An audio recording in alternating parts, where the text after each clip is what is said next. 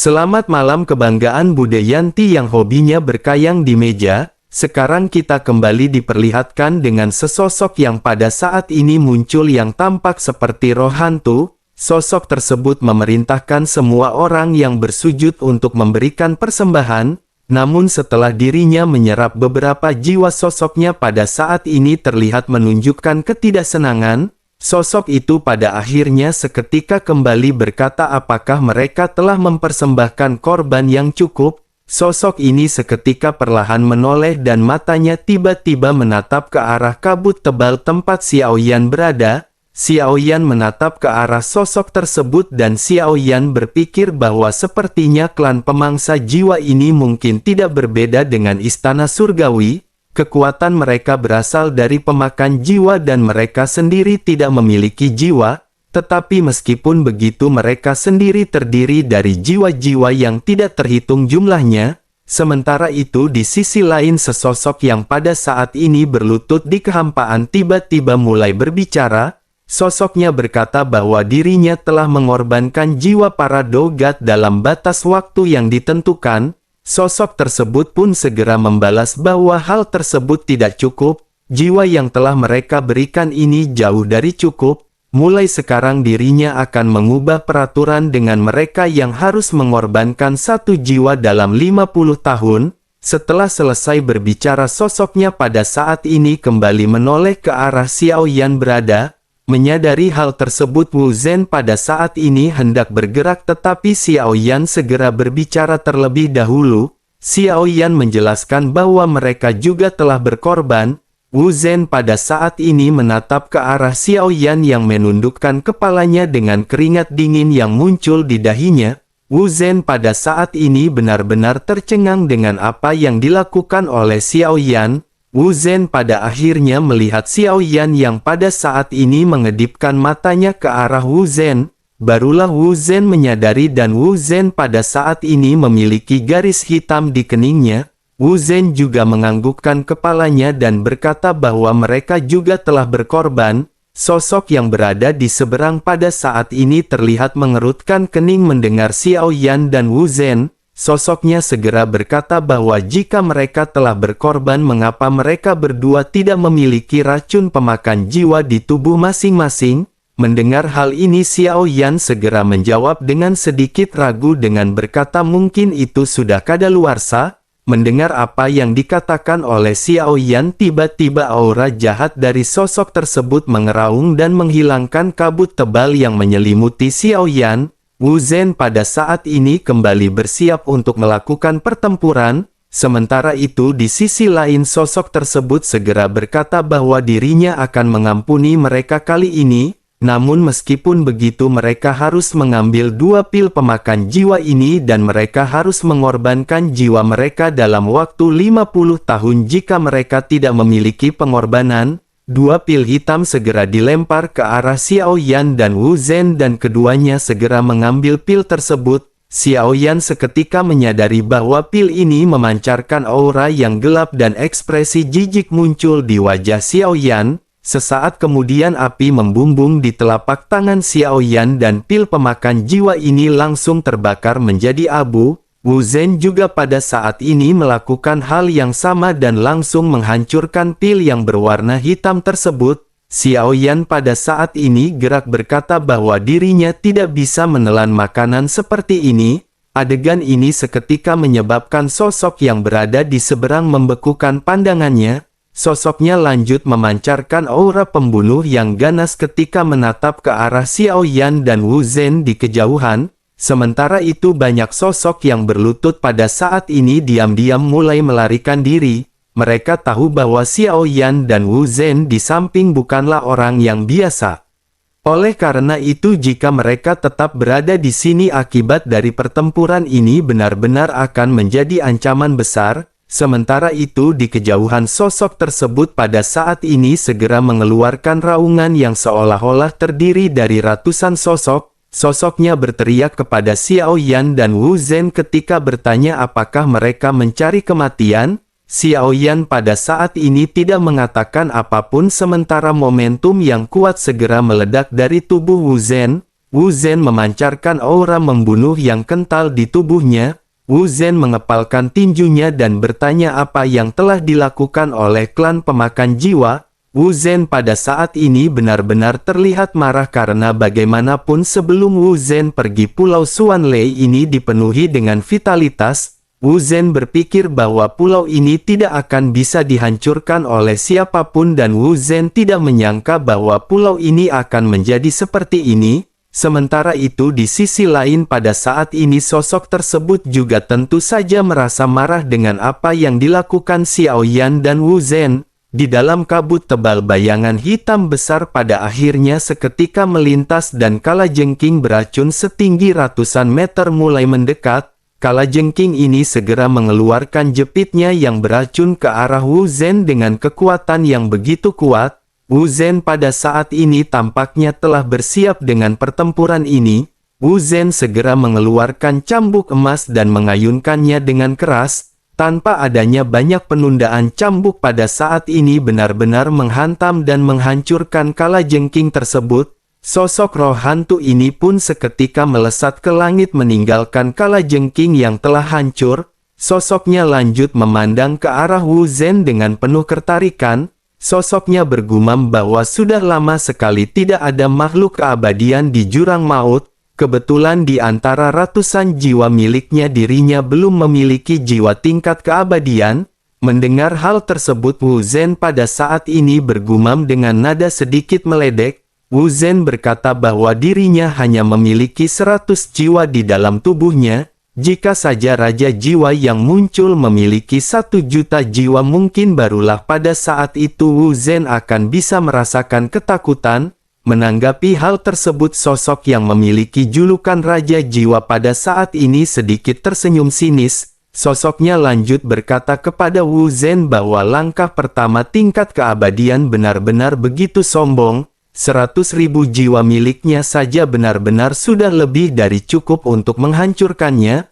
Mendengar keduanya yang adu bacot, Xiao Yan pada saat ini duduk bersila dengan santai di atas kelinci Bing Yun. Xiao Yan melihat dengan puas pertempuran yang akan terjadi di antara keduanya. Wu Zhen juga pada saat ini menggertakkan giginya dan kebencian di hatinya pada saat ini meletus. Wu Zhen lanjut meledek dengan berkata bahwa jika begitu permasalahannya biarkan Wu Zhen melihat apakah 100.000 jiwa ini dapat menghancurkan Wu Zhen. Setelah selesai berbicara cambuk panjang Wu Zhen menyebar dan Wu Zhen pada saat ini segera mengeluarkan busur panjang berwarna emas. Wu Zhen segera menarik-tarik busur dan lesatan cahaya emas yang tidak terhitung jumlahnya seketika mulai dilesatkan. Panah emas yang tidak terhitung jumlahnya pada saat ini tampak menghujani Raja Jiwa yang berada di langit. Setiap anak panah ini mengandung kekuatan keabadian dan trik ini telah digunakan untuk melawan Xiao Yan sebelumnya. Sementara itu di sisi lain sudut mulut dari Raja Jiwa pada saat ini terangkat ketika melihat serangan Wu Zhen. Selanjutnya sosoknya mengangkat tangannya dan jiwa yang tidak terhitung jumlahnya keluar dari tubuhnya. Ribuan jiwa ini seketika mulai meraung menuju ke arah Wu Zhen. Kekuatan dari jiwa-jiwa ini bervariasi dan ada di antara mereka yang langsung dihancurkan begitu terkena panah emas. Namun meskipun begitu ada juga di antara mereka yang pada saat ini masih bisa meloloskan diri dan terus melesat. Melihat hal tersebut Wu Zhen pada saat ini tanpa belas kasihan segera kembali melesatkan anak panah dengan kekuatan yang lebih kuat. Pada akhirnya para roh hantu benar-benar tidak bisa bertahan melawan serangan dari Wu Zhen. Melihat hal tersebut pikiran Raja Jiwa kembali bergerak dan sosoknya lanjut mengeluarkan roh hantu lagi. Roh hantu yang tidak terhitung jumlahnya pada saat ini segera tersebar dan diatur dengan sangat teratur. Roh hantu yang tidak terhitung jumlahnya mengelilingi dan mereka benar-benar membentuk formasi besar. Raja Jiwa juga pada saat ini berteriak ketika mengeluarkan teknik formasi pemusnah mayat hidup. Segera setelah itu roh hantu yang tidak terhitung jumlahnya terlihat meraung ke arah Wu Zhen dari segala arah. Kekuatan spiritual Wu Zhen tidaklah kuat sehingga dirinya pada saat ini merasakan sedikit guncangan di dalam jiwanya. Wu Zhen juga pada saat ini melihat adanya ribuan hantu yang membentuk formasi yang melesat dari langit. Bersamaan dengan hal tersebut, bayangan hitam seketika keluar dari inti formasi yang telah dibentuk oleh Raja Jiwa. Bayangan-bayangan ini melesat ke arah Wu Zhen dengan cepat dan Wu Zhen yang pada saat ini terlihat sedikit linglung tidak bisa menghindar. Bayangan-bayangan ini pada akhirnya benar-benar berhasil menembus tubuh Wu Zhen. Meskipun Wu Zhen pada saat ini tidak terluka, tetapi sesungguhnya jiwa Wu Zhen pada saat ini mengalami trauma. Wu Zhen pun segera terjatuh dalam kondisi tidak sadar. Butuh beberapa saat bagi Wu Zhen sebelum akhirnya dirinya berhasil mengembalikan kesadaran miliknya. Tetapi meskipun begitu, Wu Zhen pada saat ini masih belum pulih dan masih kesulitan untuk bergerak. Sesaat berikutnya bayangan hitam besar berbentuk ikan busuk seketika keluar dari inti formasi. Dalam waktu sekejap bayangan ikan besar ini menelan Wu Zhen dalam satu kali tegukan. Bayangan hitam ini juga langsung melesat ke bawah menghantam tanah menciptakan banturan besar. Kabut berterbangan ke segala arah dan sosok Wu Zhen pada saat ini terlihat di dalamnya. Wu Zhen terkapar dan tidak sadarkan diri setelah menerima serangan dari formasi Raja Jiwa. Melihat hal tersebut, Raja Jiwa pada saat ini sedikit tersenyum meledek sebelum akhirnya bergegas ke arah Wu Zhen. Raja Jiwa kembali menarik banyak pasukan miliknya sebelum akhirnya menciptakan telapak tangan besar. Melihat hal tersebut, Wu Zhen pada saat ini mengerutkan kening, dan jika Wu Zhen terkena oleh telapak tangan tersebut, meskipun fisik Wu Zhen tidak terluka tetapi jiwanya benar-benar akan terpukul dengan keras. Xiao Yan pada akhirnya memutuskan untuk melesat dan seketika sosok Xiao Yan muncul di hadapan Wu Zhen. Telapak tangan Xiao Yan segera terulur dan sosoknya segera melemparkan Wu Zhen ke samping. Xiao Yan lanjut berteriak kepada kelinci Bing Yun untuk menangkap Wu Zhen. Meskipun kelinci Bing Yun menunjukkan keengganan di matanya, tetapi dirinya masih tetap mengikuti instruksi Xiao Yan. Sementara itu di sisi lain, telapak tangan hantu raksasa pada saat ini benar-benar meraung ke arah Xiao Yan. Sementara itu Xiao Yan pada saat ini segera mengeluarkan kekuatan spiritual keadaan di miliknya dan membentuk telapak tangan. Dua belah pihak pada akhirnya saling bertabrakan dan sosok Xiao Yan pada saat ini sedikit mundur. Di sisi yang lain pada saat ini terdengar jeritan tajam dari sosok-sosok roh hantu yang tidak terhitung jumlahnya. Raja Jiwa juga pada saat ini sedikit mengerutkan kening dan ragu-ragu ketika memandang ke arah Xiao Yan. Begitu dirinya merasakan kekuatan Xiao Yan, sosoknya pada saat ini menampilkan ekspresi jijik. Sosoknya lanjut berkata bahwa hanya seorang dogat benar-benar tidak akan layak bertarung dengan Raja Jiwa. Sebaiknya dirinya pada saat ini memiliki kesadaran diri. Dirinya bahkan tidak akan bisa menahan tekanan dari ratusan ribu jiwa milik Raja Jiwa. Xiao Yan pada saat ini menyipitkan matanya dan segera berkata bahwa Raja Jiwa benar-benar terlihat sangat percaya diri. Jika begitu permasalahannya, maka biarkan Xiao Yan melihat seberapa besar tekanan yang dirinya miliki dengan 100.000 jiwa. Xiao Yan pada saat ini terlihat memiliki ekspresi yang berbinar dan tentu saja yang benar-benar membuat Xiao Yan bersemangat bukanlah pertarungan ini. Xiao Yan sangat bersemangat dengan keberadaan 100.000 jiwa yang sangat besar di dalam jiwa dari Raja Jiwa. Jika saja labu dewa bermata 9 bisa menyerap 100.000 jiwa ini, sangat dimungkinkan untuk Xiao Yan bisa mengaktifkan karakter dari simbol keempatnya. Selain itu Xiao Yan juga sudah lama tidak menggunakan keterampilan bertarung spiritual. Xiao Yan memiliki dua keterampilan bertarung spiritual yang benar-benar sudah lama tidak digunakan. Meskipun begitu Xiao Yan menyadari bahwa jika pada saat ini Xiao Yan ingin menggunakannya, teknik tersebut tentu saja akan memiliki efek yang lebih besar jika dibandingkan dengan masa lalu. Sementara itu di sisi lain mata dari Raja Jiwa terlihat suram dan roh hantu yang tidak terhitung jumlahnya sekali lagi melonjak. Banyak roh hantu pada saat ini meraung dan sosoknya kembali menggunakan susunan jiwa seperti sebelumnya ketika dirinya menghadapi Wu Zhen. roh hantu yang tidak terhitung jumlahnya seketika mengelilingi Xiao Yan dan aura jahat langsung menyelimuti Xiao Yan. Aura ini juga membuat wajah Xiao Yan sedikit gelap. Tampaknya akan sangat sulit bagi Xiao Yan untuk melawan roh jahat yang dihasilkan oleh roh hantu ini tanpa menggunakan klon dewa asli. Xiao Yan pada akhirnya segera bergabung dengan klon dewa asli dan origin Qi Xiao Yan seketika mulai melonjak. Xiao Yan juga pada saat ini segera bertanya kepada Goyan apakah ini adalah formasi yang bisa dihancurkan oleh Goyan. Goyan pada saat ini bisa melihat formasi tersebut sekilas dan berkata bahwa itu hanyalah formasi tingkat rendah. Sesaat kemudian cahaya biru bermekaran di mata Goyan dan begitu dirinya melihat roh hantu yang pada saat sebelumnya tersusun rapi pada akhirnya kekacauan segera mulai melonjak di tengah formasi dan formasi ini langsung dihancurkan. Raja Jiwa juga mendengus seolah-olah dirinya tidak menyangka bahwa dirinya akan mendapat serangan balik seperti ini. Sosoknya menatap ke arah Xiao Yan dengan heran, tetapi sebelum dirinya hendak berbicara Xiao Yan pada saat ini sudah melesat ke arahnya seperti bola meriam. Raja Jiwa tiba-tiba terkejut karena begitu dirinya merasakan kembali aura Xiao Yan. Xiao Yan bukan lagi berada di tingkat dogat melainkan menjadi lebih kuat.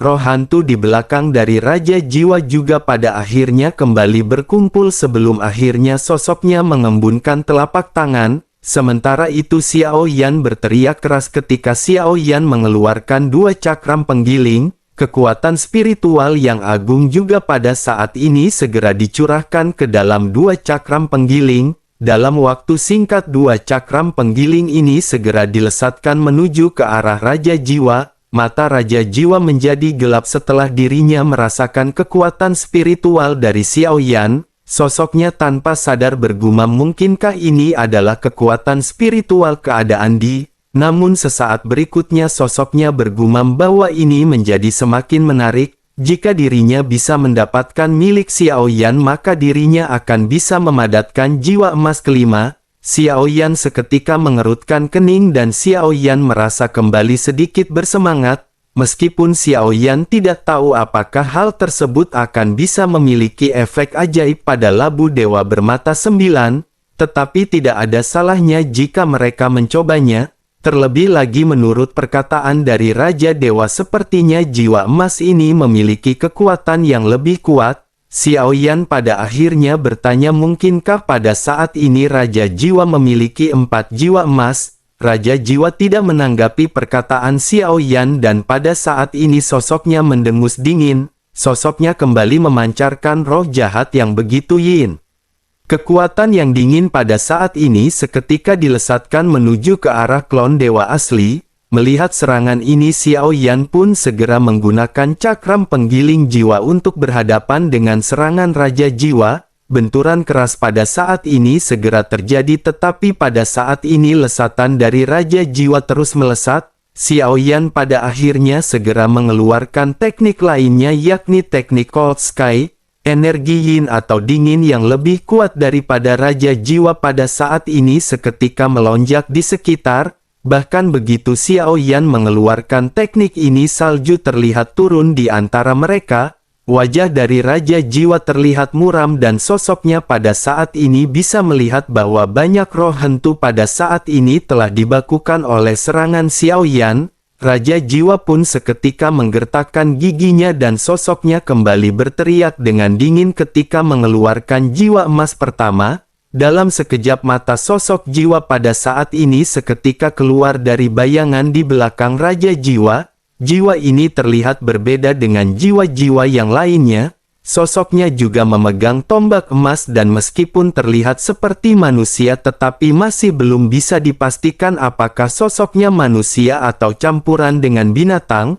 Sosoknya pada saat ini tanpa banyak penundaan lagi segera melesatkan tombak emasnya ke arah Xiao Yan. Xiao Yan pada saat ini terlihat sangat gembira dan bertanya apakah ini adalah jiwa emas. Xiao Yan benar-benar dipenuhi dengan semangat begitu melihat jiwa emas yang meraung ke arah Xiao Yan. Mata berbinar Xiao Yan pada saat ini seolah-olah berkata sebaiknya mereka segera datang ke mangkuk makan Xiao Yan.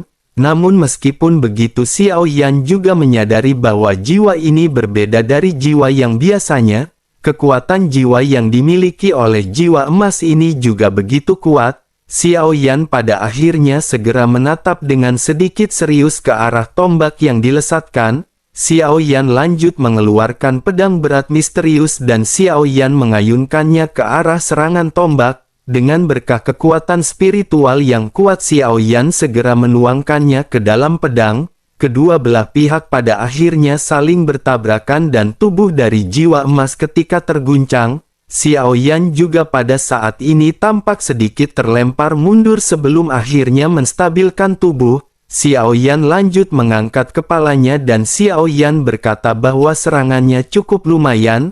Sementara itu di sisi lain jiwa emas pada saat ini sama sekali tidak berhenti dan melanjutkan melakukan serangan ke arah Xiao Yan. Melihat jiwa emas yang sepertinya tidak mampu menghancurkan Xiao Yan, Raja Jiwa menenggus dingin dan sosoknya lanjut mengeluarkan jiwa emas kedua bernama Wang Zan. Dua kapak berlumaran darah terlihat dipegang oleh bayangan jiwa yang baru saja muncul. Sosoknya tanpa basa-basi segera mendekati Xiao Yan dan melakukan serangan. Dua sosok bayangan pada saat ini berhadapan dengan Xiao Yan dan meskipun begitu Xiao Yan pada saat ini tampak masih belum terluka oleh keduanya. Xiao Yan juga lanjut bergumam bahwa dua jiwa emas ini memiliki kekuatan yang lumayan. Sementara itu Raja Jiwa pada saat ini menjadi semakin kesal melihat Xiao Yan yang sama sekali tidak terluka. Sosoknya pada akhirnya segera kembali memanggil jiwa yang tidak terhitung jumlahnya untuk mengelilingi Xiao Yan. Bersamaan dengan dua jiwa emas yang terjerat dengan Xiao Yan, ratusan ribu sosok pada saat ini mulai kembali membentuk formasi sebelumnya. Setelah selesai membentuk formasi, Raja Jiwa juga tidak tanggung-tanggung segera mengeluarkan jiwa emas yang tersisa. Raja Jiwa memerintahkan jiwa emas ketiga bernama Bu Jing dan jiwa emas keempat bernama Xiu Yuan untuk keluar. Dua sosok pada saat ini seketika muncul dan empat bayangan benar-benar mau nyerang Xiao Yan. Sementara itu Xiao Yan pada saat ini menjadi semakin bersemangat begitu Xiao Yan melihat hal ini. Namun meskipun begituan pada saat ini sedikit terkejut begitu melihat jiwa emas ketiga bernama Bu Jing. Sosoknya memiliki kabut berwarna ungu dengan belati sebagai alat penyerangan. Xiao Yan pada saat ini segera teringat kepada rekannya di tim Fearless yang juga memiliki tipe serangan yang sama. Namun Xiao Yan juga teringat bahwa Xiao Yueli telah mengatakan semua orang dalam kondisi baik-baik saja. Xiao Yan yang sedikit terguncang pada akhirnya menghela nafas lega dan segera kembali fokus dalam pertempuran. Xiao Yan pada saat ini terus-menerus menahan serangan yang dilesatkan oleh empat jiwa emas. Namun sesaat kemudian Xiao Yan pada saat ini segera mengeluarkan labu dewa bermata 9. Xiao Yan langsung menyerap salah satu di antara mereka yang bernama Bu Jing. Dalam sekejap mata jiwa emas yang tersedot ke dalam labu dewa bermata 9 segera memutuskan kontak dengan Raja Jiwa. Raja Jiwa juga pada saat ini ekspresinya benar-benar berubah menjadi sangat marah setelah dirinya kehilangan jiwa emas miliknya. Sosoknya segera berteriak bahwa Xiao Yan benar-benar berani menelan jiwa emas miliknya. Jika begitu permasalahannya maka Xiao Yan pada saat ini akan berakhir dalam kematian. Bersamaan dengan teriakannya sosok monster yang besar pada saat ini segera keluar dari formasi.